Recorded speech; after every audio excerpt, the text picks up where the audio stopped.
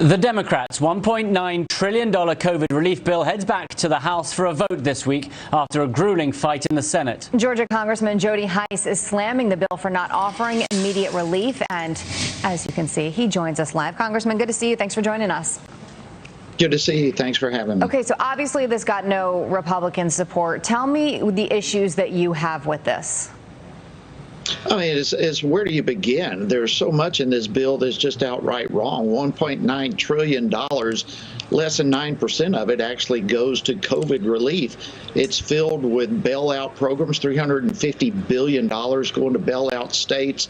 We have money going for a rapid transit system in Pelosi's district, a bridge in Schumer's district, $128 billion for schools over the next 7 years. Only 5% going to schools right now. The pandemic is going to be over by the end of the year, and yet we're going to be paying schools for 7 more years. There's money for the endowment of the arts, there's Amtrak. It just goes on and on. Americans are going to get $1,400, but this is going to cost them $5,700 a piece. So the American people are losing $4,300 with this $1.9 trillion monstrosity. Yeah.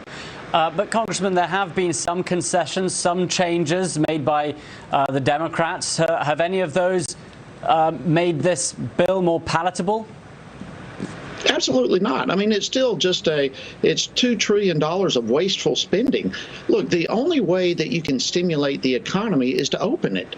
What good is it for us to charge the American people $5,700, give them back $1,400, and claim that that's a win while we're still in the process of keeping schools closed and businesses closed? The effort needs to be directed towards coming out of this pandemic and restoring the livelihoods of both individuals and businesses. And this bill does nothing of the sort. This is a continued pathway of bankrupting our country. Wow. All right, let's talk about this for a second, because House Democrats are trying to get this For the People Act, known as H.R. 1, passed. Let's go ahead and pull up what is in this. As you can see, it guts photo ID requirements, allows unlimited ballot harvesting, allows 16 and 17-year-olds to register to vote, prevents states from purging ineligible voters from rolls, allows same-day voter registration. I was doing some research on this morning, reading a bunch of articles, and I came across this opinion piece in the Boston Herald. I want to pull a part of this up, and this reads, quote, Nancy Pelosi's top priority is to turn America into a one-party nation ruled by Democrats. Her bill, H.R. 1, trashes the U.S. Constitution in an attempt to rig the system and make it virtually impossible to elect a Republican president or Congress again. It's a power grab. Sir, I thought that this was just really interesting to see, because, look, it's the Boston Herald, right? It's not a paper from D.C. It's not what I expected to read, and I wanted to get your reaction to that, because those are some pretty fighting and strong words.